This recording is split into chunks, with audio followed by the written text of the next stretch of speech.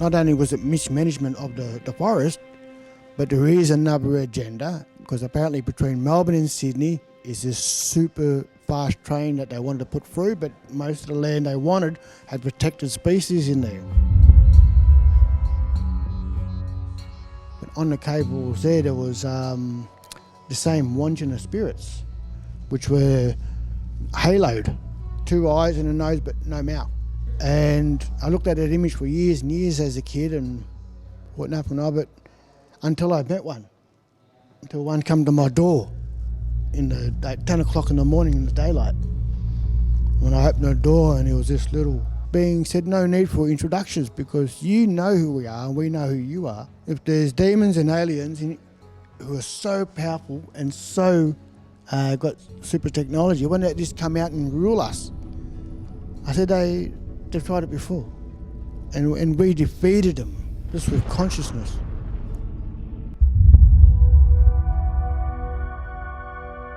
Now people get through this very dark time that we're going through to get to the light, which is, I believe, a metaphysical place, not so much physical. Because normally when they start thinking negative and talking negative at you, they're only projecting their own inabilities and their own hatred of the world and other people onto you. Build up your enemy. Tell them how wonderful they really are. And you watch them now look at you and they don't know how to respond. I like the idea of going out there and showing the seeds of positivity, seeds of soulful talk and a heartfelt existence into the ears and souls of the listener. I think people just need to know it's okay to be themselves. Hey everybody, welcome to Edge of Wonder here in Australia at Disclosure Down Under. Right now we have James Gilliland out there giving a speech, but we have the opportunity to sit down with the Aboriginal king, Uluki Brendan Murray, who is actually the king of the Raven tribe. And man, we really appreciate you taking the time out to interview with us. Oh, welcome. Thanks for having me. Yeah, so actually this is a really great opportunity because we would really love to kind of get into your views on all kinds of things that are going on right now, not only with Australia in general, but there's all kinds of geopolitical things going on, and it would be great to hear from, the natives of the country kind of what your views are on this stuff and how you see things. Did you have anything to add to that, Ben? No, and I mean also just the whole background, of the original people that were here, the Raven tribe. Yes, but yeah, the Aboriginals. That's what I want to say, But yeah, so I mean, because before we jump into that, I was thinking it would probably be a good idea for him to explain exactly who you are, and literally, I mean, you're the king of this. This is amazing, so it's a great honor to really talk to you, and I think a lot of people, especially in the States, like what happened, we kind of forget about the past. Yeah. We really do forget about the past. Yeah, the past is important to reflect on, but not to dwell, because if we start to dwell, then we get the memory that things weren't good, and we start to get that same energy about what happened then, and we bring that back to life. So we reflect on the past and use it as a tool to don't make those repeated steps. Make sure that we keep moving forward and forward and forward, and don't go back in our mentality, because the moment we start going backwards, there's no flow anymore. So we keep the flow forward and outwards, ever expanding, never contract, or never get tight and restricted in our belief structure.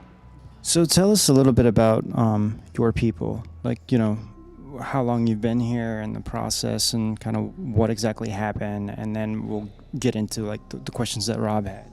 Oh, that's like an infinite question. Man. Because how many episodes is this going to take? Yeah. Because time is infinite. Yeah. And I've had many teachers from the age of about 13 to 14 years of age, I was sitting around tables of men James's age now and learning philosophy, and they quizzed me and grilled me and then let me have my say and let me ask questions of these older men. And then when I was wrong or on the wrong track, they'll say, this is why we thought you were wrong, son. You know, this is why, because you didn't see that, but this and this. And they taught me that to look at the world in an observational way, to be the observer. Always look at what's going on, feel what's going on, hear what's going on.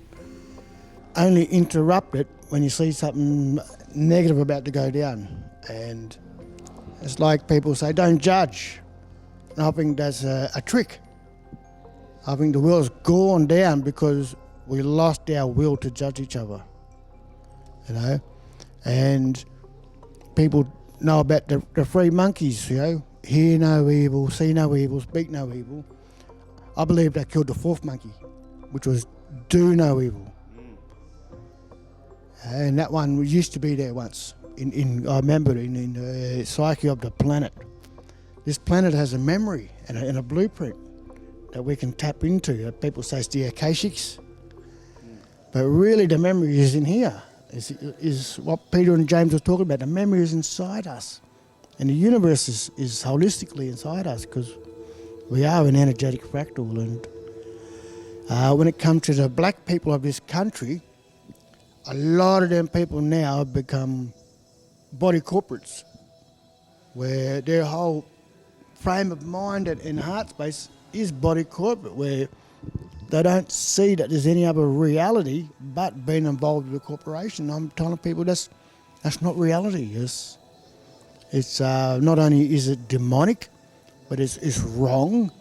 And if people don't step away from that corporate reality now, their children are going to be born into it.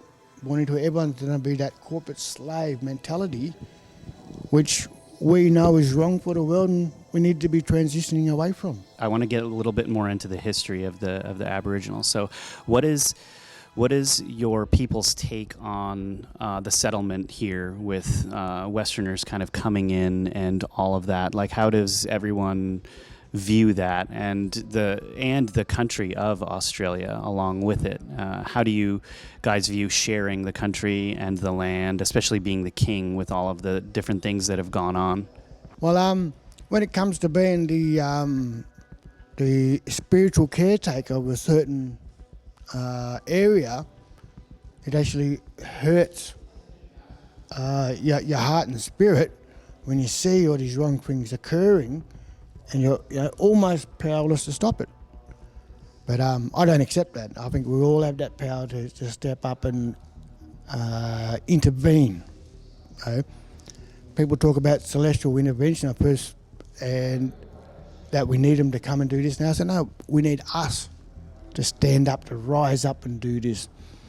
You know, this is our world, our reality, and all of the celestial business below and above and all around are only here to witness our evolution, really, and implant some ideas here and there, but subtly, to help with the Ascension process and help people get through this very dark time that we're going through to get to the light, which is, I believe, a metaphysical place, not so much physical.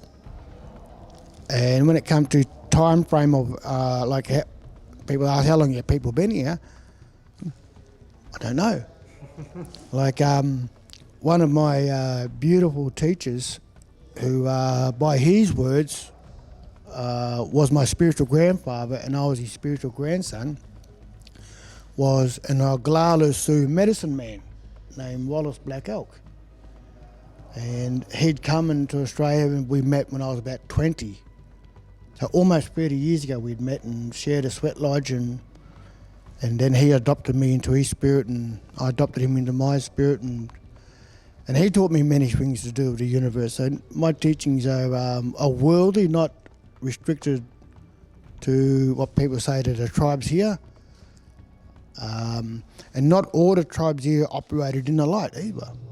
Some had done deals with devils about thousands and thousands of years ago with hybridization of the DNA. Really?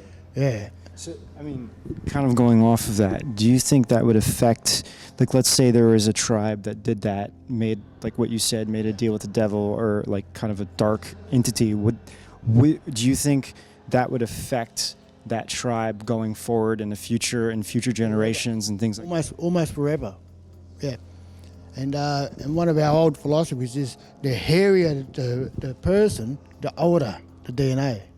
And I like, especially with chest hairs, not so much on top, because you're a sports model. You're driving too fast, that's all. But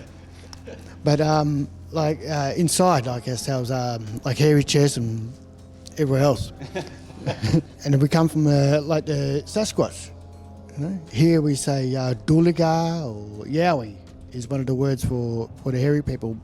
But we've got different forms here. Got a very big one that grows as almost as tall as the ceiling, 16 foot, 17 foot. And also one little hairy man about 5 foot. And the little 5 foot hairy people are shapeshifters. Still got the 6 double helixes. Really? Yeah, they got the 12 strand DNA. Not only people, I try to explain to people that not only do they have the 6 double helixes and have 6 physical identities, is they can mix and match. So it's like a code where this one can be cross-joined to that one to create something that's in between them two as well, just by conscious thought and manifestation. So you're describing a couple of different, I guess, hairy type beings that are in your culture. What other beings are, like you mentioned, the Yowie? Is that a big part of the culture? Like, what other beings do you guys have ancient stories about, and how do you look at extraterrestrials? Well, on my grandmother's bloodline, my grandmother comes from a place called Lake Mungo in western New South Wales, and just east of Lake Mungo, and they're not going to like it, but out there is another base just like Pine Gap, a deep underground military base. And these bases seem to appear where there's heightened activity, and that's how they do it all over the world, I guess. Yeah. But that's where out now old stories of the eagle, because my grandmother's eagle people, and my grandfather is raven people, and eagle is masculine, and that's my grandmother's line, and raven is feminine, that's my grandfather's line. So there's this connection back to oneness that like sexuality doesn't matter. That's just it's a duality concept. Everything is one. Everything comes out of oneness, and everything is born out of. People used to say ego, but it's not. It's born out of desire. Everything desired to be. Even we desired to be. Otherwise, we wouldn't be here. We wouldn't have come through the womb to be here if we weren't desired by the universe too. So all things happen for reasons, I guess, in that way. But what was the question again? So yeah, just about different beings that are in your culture and how you guys look at extraterrestrials. There's a famous image called the Wandjina, and it's on cave walls up in the northwest of this continent, and it's the only place for it to exist. But then we find out recently there's a location just northeast of Melbourne in an old limestone cave which they destroyed. They just harvested all the lime out of it. But on the cave walls there was the same Wandjina spirits, which were haloed. The halo over top, 2 eyes and a nose but no mouth. Really? And I looked at that image for years and years as a kid and thought nothing of it until I met one. Until one come to my door at 10 o'clock in the morning in the daylight. When I opened the door, and he was this little, he wasn't green, he wasn't grey, he was a mixture of green, grey and brown, like brindled. Like you see some patterns on animals, brindle. This little being had brindle pattern on him. And he had no mouth. And when I I said, hello. He said, first I told my wife and kids, I said, stay in the house because we've got a visitor. I better see what they want. and I shut the door, and it was right there at the step, this little being. I don't say man or woman because it's irrelevant, I think. And this being said, no need for introductions because you know who we are and we know who you are. No, sorry, was this because it didn't have a mouth? Yeah. Was it speaking to you telepathically? Yeah. Just tapped straight into my head, which is a bit invasive. But the moment you allow someone in, it's a great purge. And, let people see our dark times and let people see our dark memories. Because we're living in a traumatic world. Everyone has some kind of dark memory. But it's being said to me, no need for introductions. We know who you are. You know who we are. You just need to remember. And from that went on to speak in points, very direct, speaking in point form. There was none of that chit-chat. Wow. So some people out there might be thinking like a being with no mouth, but I've heard, and I don't remember where I've heard this from, but I've heard that there are certain beings that have evolved to the point where they don't eat food, they don't eat, and they don't speak because it's all telepathically, and over time, like their just mouths has just gotten smaller and smaller and smaller to the point where. Yeah. So say that again. Yeah, the mouth like to zip up. When I first met James Gilliland, I told him of that experience and that contact. He goes, oh yeah, I've heard of them. Anyway, he does. And I said, what do you know? Let me know. And he says, all the other beings call them the masters. They're the masters of this galaxy, these particular beings with no mouth. And it made some pretty plain points. And one of the points it made was no world leader is a true leader. They're all false. We come to humanity to share and learn, because not everyone's here to share. They're here to learn too, because we have something that they want to study, which is constant change, I guess. And it said, we come to learn and share with humanity, but the dark leaders have kept us in the dark and not allowed us to be involved with the public.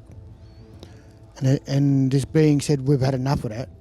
We're not going to tolerate it. So we found you, and we picked you as an ambassador of your species. And when the time has come, we will return. And they went on to talk about an invasion as well. I'm sorry, say that one more time. There's going to be an invasion, just being mentioned an invasion, a commission, where these really bad entities have been going to be brought into this reality to deal with us. Yeah. To deal with us, and but they got news coming for them, because I don't think that these negative entities of the planet really know what we're capable of as human beings. We've done this before. We've done the dance of darkness. We've defeated them before, and then it rose in cycles. And apparently this is the fourth reality that humans have been on this plane. And that technology come from Grandfather Wallace Black Elk. He taught me about the fourth cycle. Speaking of dark entities, I kind of wanted to hear, 200 people were arrested for actually starting some of these fires that are going on right now in Australia. I'm not sure if you heard that. So they're not just brush fires. There's actually something going on where people are starting these fires purposely. Yeah, because there could be 2 points, two different things of that. One, it's like, did these people actually start the fires? Are they just being framed? Or did they actually do this? And then, because I think what you're hitting to is the climate agenda. Is this like, because the other side is like, oh, it's climate agenda, or it's climate change. That's why these fires are happening. And then there's these arrests happen. So it's a lot of confusion right now. And there's a lot of blame. Yeah. The blame game, we got a famous rugby player who says God's angry because of gay marriage. That's why the fire started, I said, listen, it's an amalgamation of stupidity, I think. not only was it mismanagement of the forest, but there is another agenda, because apparently between Melbourne and Sydney is this super fast train that they wanted to put through, but most of the land they wanted had protected species in there. So them species had to be gone. And that way there's no more protection under the UNESCO laws to stop that project going ahead. So if these tiny little creatures that were protected are no longer there, so be it. Now we can build our railway line. Now, did you know that the fires that were in California, there was reportedly a train that was supposed to be put in there as well, and the same thing happened, that there were fires there? Did you know that? No, well, I knew about the fires, and I know that they've been struggling in the past couple of decades with because they've grown a lot of eucalypt over there as well, I believe. When I say what is a natural disaster? You know, is it a part of the human consciousness wanting this to happen to help clear? You know? Are we projecting that reality as people? You know, it's a bit like quantum physics. You look at the universe is only there because we observe it. Like, I don't know what's behind my eyes or what's behind my head. It's only there because you projected it out of your eyes, because it's in your reality, and you have a shared reality. So are we all projecting this image? Are we going to be bringing the apocalypse into our manifest and actually creating it first by our thoughts and then watching it occur? MK Ultra, too. You know, It's a big one. Sleepers, you know, like the old movie Telephone with Charles Bronson. You know, there's sleepers everywhere. They don't even know how they're responding. For people who don't know what's like sleepers, most probably all do, but it's like they're completely in the dark. They have no idea, and then it's like a phone call could come to them, say one word, and then just activate something, and they just. So that's basically like Manchurian Candidate. It's brainwashing at the like highest level. And they could actually carry out the task, and then another phone call comes, says another word, and they just completely forgot what they just did. Yeah, and these days, I don't even think they need to call. Yeah, I mean, no, that was back in the day. Yeah. Back in the hardline days. Yeah. Now they just transfer a word into your head from technology, right? Yeah, like Alexa and Siri and Samplay, you know. It is, I don't know, is it artificial? Or is it just real intelligence? Is it some kind of conscious real intelligence? Because artificial means false or not real. But it's real enough to have an effect on us. Yeah, there are some people in the disclosure community who say that there is like an AI demon that's actually using all of this to try to take over the entire dimension. Have you heard this? Or? Yeah, I've heard similar. I only just through listening to people, and I do eavesdrop on everywhere. Wherever I'm walking, I'm always listening, hearing conversations, and trying to make sense of this reality as we move forward. And I've had people ask me, listen, if there's demons and aliens who are so powerful and so got super technology, why don't they just come out and rule us? I said they've tried it before, and we defeated them just with consciousness, and we're going to do it again. So it doesn't matter who comes out to claim to own the world or claim to own us as a species. That's why they haven't come out, because the moment we know exactly who's behind it, we're going to consciously tear them apart. That's just with our heart space, mainly in our spirits. Because this world deserves better. Deserves better from me. Deserves better from everyone. Adrenochrome. What is it, and why is it so highly sought after by the higher-ups and famous figures? What effects does it have on the human body? And what does it have to do with celebrities that we see today? The celebrity weirdness will continue right here on edgeofwonder.tv as we dig in through the darkness and expose their deepest secrets that they want to remain hidden. A series so bizarre, even Ben and Rob are still scraping their jaws off the table.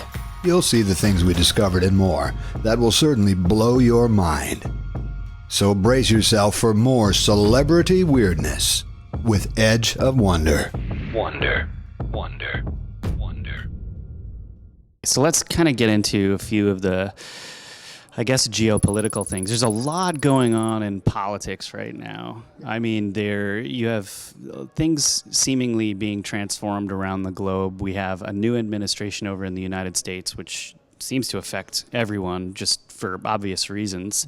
And then we've got all kinds of things going on in Australia as well. And the media here is just terrible. Like, it's just as bad or worse than the States. Like, we have some Australian friends who show us how they make things up in the media. And but I'd really love to hear what your thoughts are more about the geopolitical situation and you know, give us kind of your insight on it. Well, I know ignorance is obviously a disease of the heart and soul. Like for so many folk to remain ignorant in this country, in this 2020, you know, is appalling on the human species in this country. And on the political level, I've been attacked for being a political activist. And I tried to explain to them, no, I'm not political. And they go, oh, but yeah, you're talking about this, talking about us. And that's not politics. I said, if I wanted to be political, and if I'm ego and I want to be political, you'll be voting for me. I'll be one of those scumbags there that you're electing. Right? And get my pension, get my wage, and feeling almighty, telling us all what to do because you voted for me. But that's not my reality. I'd rather be sitting on the ground with the small folk, understanding the philosophies, understanding their pain and suffering, and just keep reminding people that politics is a dying idea, and that idea is going to be slowly unmanifested out of our realities. And people ask, how? So I'm doing it now. You should do it too. Firstly, don't believe anything they ever say again. And don't give them your power by voting. You know, the moment you give your vote, that's your voice gone. And that's how the electoral systems of the whole planet work. With the left wing, the right wing, blue and red. There's always this blue and red colours showing up all over the world now. You know, it's almost like we're at the Olympic Games in the solo sports. Not team sports, because they don't have them colours in the team sports, only individual sports. So it's another trick on the eye. It causes divide and conquer at every opportunity, whether it's using colour, tonality, 440 hertz of music. I see the 432 hertz as a countdown to the binary universe, because the only two digits below 432 is 1 and 0. But there has been glimpses of hope in the political world here. And the moment that one of them, weirdly enough, was a One Nation senator. Have you heard of our One Nation party here? There's this lady, this red-headed lady who runs a fish and chip shop. and was called, hey, everyone says she's a racist, sis, and she hates Asian, and if it's not Asian, now it's Muslim because of the Muslim thing. But turns out one of our most integral politicians come out of her party. This One Nation, or One Notion as I call him. But he became a renegade, independent, and the corporate government hit him hard. They bankrolled him, forced him out of Parliament, and actually bankrupted him as well, and took his money, and I think he lost his home and things like that in this country's west. So that's what they're very good at, if you raise up and speak up. Yeah.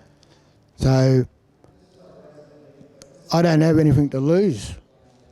I don't have a job, or I don't pay taxes, and people find that a little bit daunting because they don't know how I've been able to survive all this time.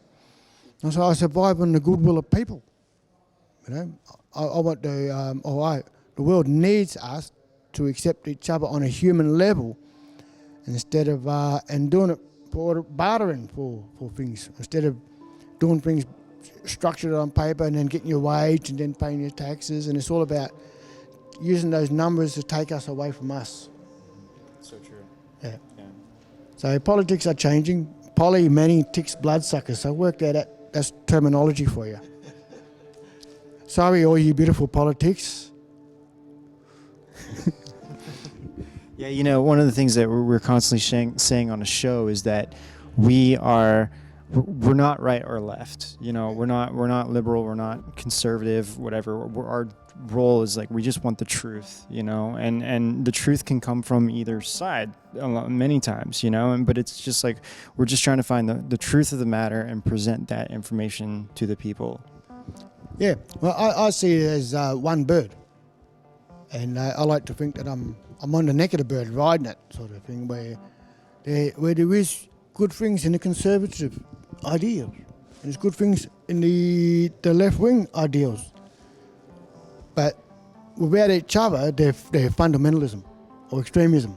Without each other, so we've got to take the best of the leftist ideology and the right conservative, bring it together and make a meal that's digestible for, firstly, for the children of the future, because our time is almost done here, you know, as adults. So everything I talk about is about setting up the foundation for the children of the future.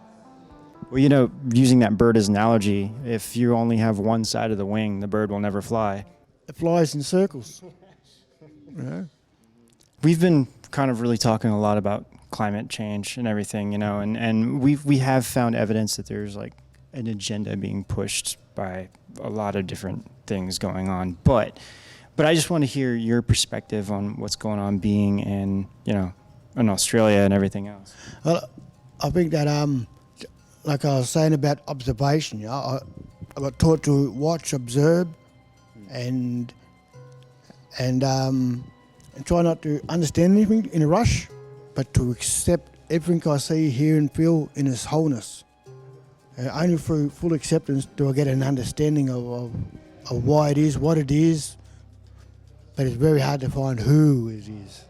That's the biggest secret of all, find out who's really behind these I see as attacks on humanity. An attack against the world is an attack against us. Attack against us is an attack against the mother. It's all one. Things like HARP.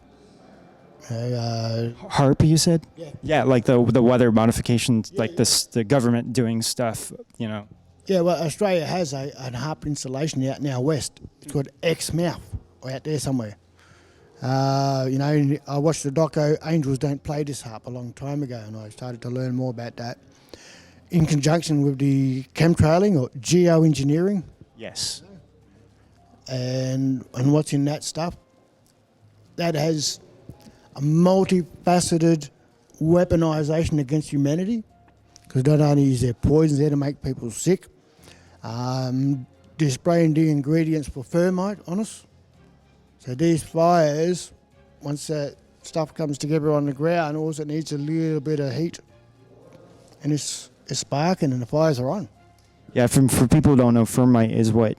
Thermite, sorry, that's what used to, it's a fire repellent thing. It induces the fires. It doesn't put the fires out. It actually aids in the spread of the fires. It's like a molten plasma that nothing can stop. It goes right through engine blocks, through any kind of steel, and that just goes boom, straight through it.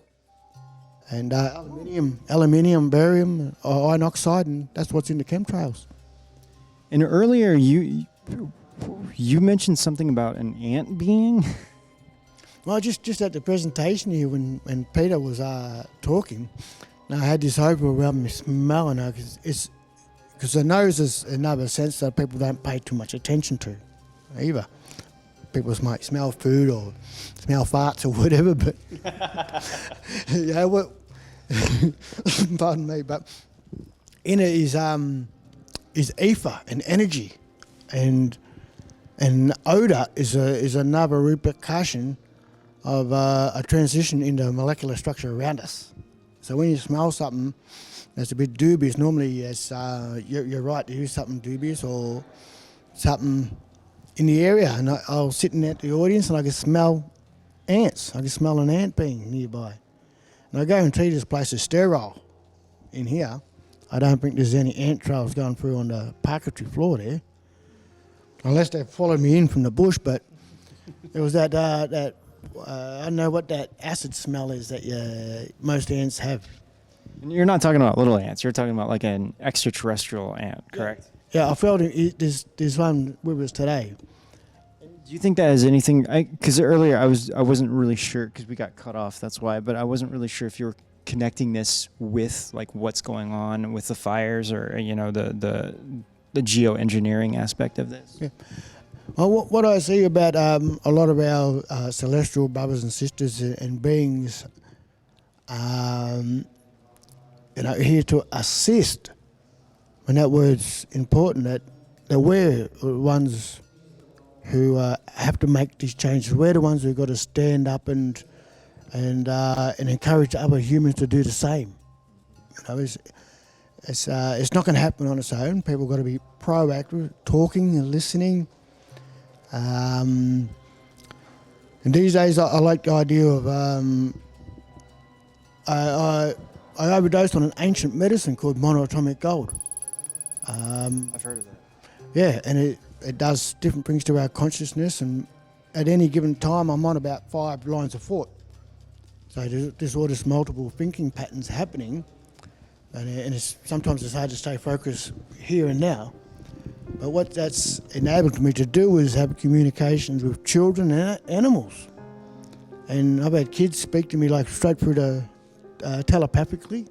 And I got to the point where a few years ago I said I'm never ever going to ignore these beings, whether it's a child or an animal. If they say something to me that needs to be repeated, I'm going to repeat it. Because I made a mistake of not saying something I was meant to say or do, because I ignored my intuition, and it nearly cost the life of a baby this big. So after that point, it was my baby.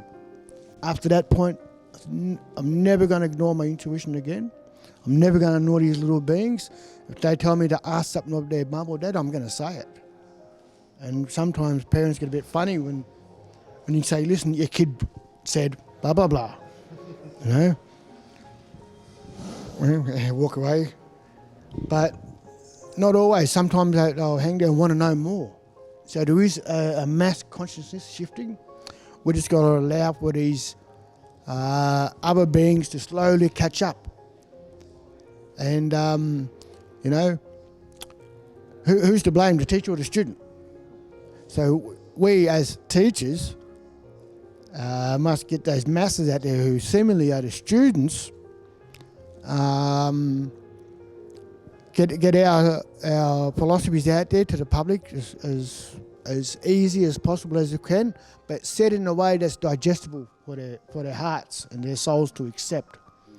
And none of that, you have to do this and all this and all that last generation talk. Generations, we take the best of the previous generation and cut away the rest of it. It's crap. And some of it's even trauma that we're carrying with us through and pass on to our children. And we try not to pass on that trauma of our parents' generation, because I know that they passed on the trauma of their parents' generation. It's just ongoing victimisation of the self, through the children and through the animals. And we got to start to tie down and get rid of all that trauma off the planet to help with the ascension process of everyone and everything. That's great. Hey, so is there anything Ben and I are always trying to, there's a lot of negative stuff going on right now, and we're always trying to give people hope for the future. And I'm wondering what your words of wisdom are for everyone out there, whether it be in your tribe or not, about what's going on right now and how they should look at things positively. Well, firstly, if someone's telling you something today that you should be doing this and you're not this, just don't listen, because they don't have your best interest at heart. That's because most of them who talk like that lack the heart. Don't let others dictate to you who you need to be or who you really are. Be yourself. And don't worry about what others think of you, because normally when they start thinking negative and talking negative at you, they're only projecting their own inabilities and their own hatred of the world and other people onto you, and want you to be like them, because they don't have the heart and soul to drag themselves out of that rut. And they want to bring you into that rut so they're not so alone down in that rut. And I'm happy to try and drag many people out of that rut as we can. And like, it's one thing that everyone knows, the philosophy about preaching to the converted. I like the idea of going out there and showing the seeds of positivity, seeds of soulful talk and a heartfelt existence into the ears and souls of the listener. And there's lots of people listening. We've been listening, everyone's watching. I think people just need to know it's okay to be themselves as a whole, instead of feeling judged or manipulated. MK Ultra is Facebook. It's all them things. And Twitter, you know. And I think it's easy for people to get lost in there. And that's AI in its best form, where people can argue with each other, abuse each other. I'm going to do this to you, I'm going to do that to you. LOL. And it's easy because they're withdrawn, they're not in that space, you know. But try saying that to someone who's actually in the room with you, like, what? What did you say? Yeah. And then there's that full energy attraction there. But most people don't have the courage to do that. They keep all their hatred and focus on someone who they know is not going to give them a swift backhand or a serving for it. So I don't mind taking on those negative attacks, because if they're attacking me, that means someone's been left alone somewhere too. So I've been under attack my whole life by crooked adults who said, you should be doing this, you should be doing that there. And as a kid, I just went, make me. What are you going to do? Hey, you can't make anyone do anything. And if I was to do something, someone made me do it, I made me do it. It has to come from the heart. I mean, if you're going to do something, really, I mean, if you get someone to do something, right, that they don't want to do, then it's like, does it really count, whether it was good or bad, right? But I mean, if someone does something from the heart, then it's totally different, because that's them doing it. Yeah, and there's no strings attached either. There's no psychological empowerment that some people like. I notice with some people, if they can't beat you physically, then they come at you psychologically and trying to get you that way. For whatever purpose, I don't understand how. I understand that as we're growing up, we're told we're not this, and we're this, and we're this, and we're not this. And as we become adults, we go, well, I'm going to portray that on other people, you know. I want to feel better by making you feel less, sort of thing. And so I tell everyone, do it inside out and upside down. Build up your enemy. Tell them how wonderful they really are. And you watch them, they look at you, and they don't know how to respond, because they've just come from an attack on you, and you've just built them up and told them that all things wonderful and all this. And they can't have a response for it, because they know how to respond if you growl at them and try and take on the conflict. But if you take on the attack and just transmute it back out, you're wonderful, you are. Rob, I think your shirt says it all. Oh, it's the Ultimate Warrior. Not that one. See, Ben and I are thinking a little differently. But see, to be kind is the ultimate warrior. How's about that? Okay, there, you got that. I'll give you that one. Yeah. But the last generation said you've got to be cruel to be kind. That's where we cut that teaching off. Just be kind. Yeah. And we're not members of the human race either, because I see race as being an implication in competition. We are human beings. Yeah, it's a race. Isn't that weird? Like a race. Everybody's racing. Like, I never thought of it that way, but that's bizarre. It just implies competition, that we're all in competition with each other. I said, there's no competition. I got the gold medal. I won it. I didn't even start. You know, it's just, I get people just think a little bit differently. Don't get stuck in a pattern that's been told to you and indoctrinated into you and said you had to be this and had to be that. And I didn't believe any of it. I feel so much more peaceful if I just think if I think the word or the phrase human people instead of human race. It's so much more peaceful. Well, yeah, I'm just thinking, and we've really dived into the English language, a lot, and thinking about all these different words and the word race. It's almost like our words were, the English language, I feel, is crafted very carefully by a darker side to get us in these states, and it's just subconsciously we're thinking race. And you're right, it's like, wow, you just feel almost like this competitiveness with everybody. It's like we're all in this race together of who can be the best human or on top of everything, and I'm this, I'm that, I'm this, and you're right, it's just like, wow, that's so weird to think about. And the idea of competition as a whole, it boosts the ego because you want to be the winner, And not only that, it teaches you to segregate yourself from the competitor next to you, that you're in competition. So you got to run and push them out of the way or get to the end quicker. But as a kid, I was always losing the race, didn't want to win, because I saw what happened to the kid at the front. They got put up on a pedestal and blah, blah, blah. And I think that's not necessarily wrong, but you're building that individual up to be something they're not necessarily spiritually comfortable with or need to be, And then on this country, they're very good at putting you up on a pedestal, and they do the musical chairs, dance around, and they hit the stool out from underneath you really quickly. They don't like, they got this tall poppy syndrome here. The moment you start to rise up out of the audience a little bit too much, they come and cut you down. Because they want you to act in equal spiritual potential, when every spirit has their own potential. Potential is only an idea of how far we can go, I think. Well, I can't tell you how great it is to actually be sitting with you and interviewing the king of the lands that we're in right now, and we really appreciate all the time we've had with you.